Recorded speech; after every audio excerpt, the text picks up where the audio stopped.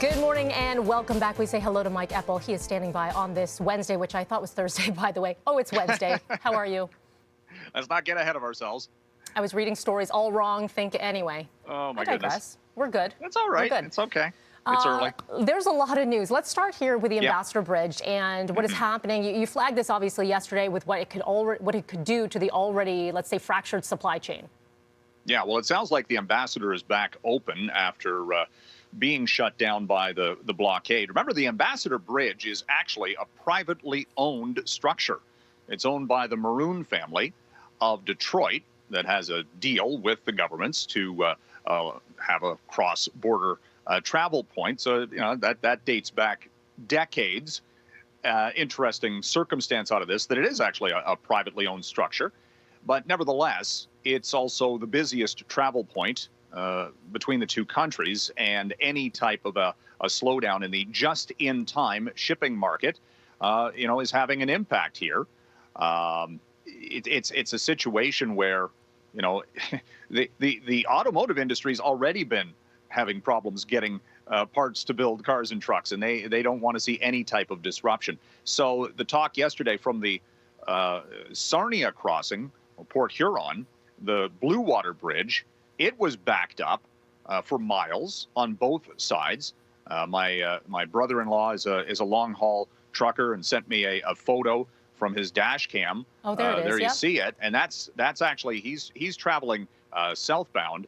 That's the scene coming back into Canada. Wow. And he texted my wife and said, "I can't get back across the border to do my next run from Milton back into the United States." So it's a real mess here. It's regardless of whether the lanes are open, it's slowing things down, if nothing else. He said there's thousands of trucks from his perspective, that were blocked here because of basically they went, okay, I'm not going to the Ambassador, let's go to the Blue Water, and guess what? It had a cascading effect. So this is something. It's just another potential dent here to the economy, and we'll be watching to see if the automotive companies, whether it's GM, Oshawa, or what have you, say that they're having issues getting any parts. I wouldn't be surprised if they were. Let's get to Peloton.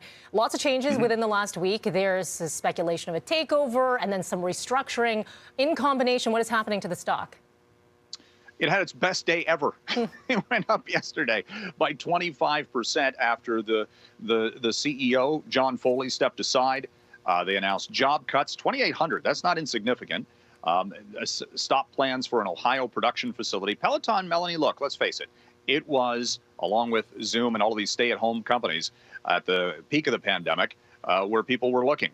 But more competitors have come on board. It's a takeover possibility as well. We talked about that on Monday, that maybe Nike might be sniffing around, or Apple. And anyway, we've seen Peloton jump here. If you bought it last Friday, you're up 50%. So that tells you something about how volatile this thing is. And it may just see some more gains coming up today. Okay, in the markets, they seem to be on a roll. Yeah, bank stocks. It's not oil companies right now. It's the banks, the BMO, the TD, and I believe the CIBC is at a record high this morning coming in. Look, we've got a higher interest rate environment coming up. The banks make a little bit more money on the differentials between what they get in the bond market and mortgage rates. So that is why investors have been looking. Oh, and they also pay pretty healthy dividends. So that has been a very strong performer. The TSX is on a 4-day winning streak, back above break even for the year.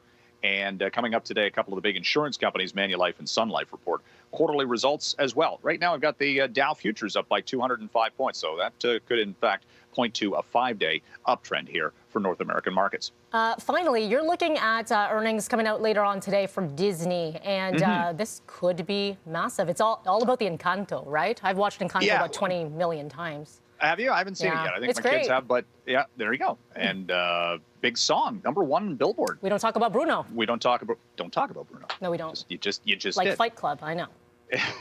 Anyway, 125 million subscribers is the target for Disney Plus.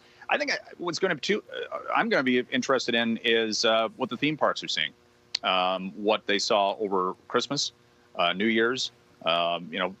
Pandemic restrictions still in place for people going to the theme parks. What are their numbers? But Disney has shifted here. substantially to streaming and movies, and that's been a massive moneymaker. But at the same time, you still want to go to Disney World at some point, right? Yeah, a lot of people do.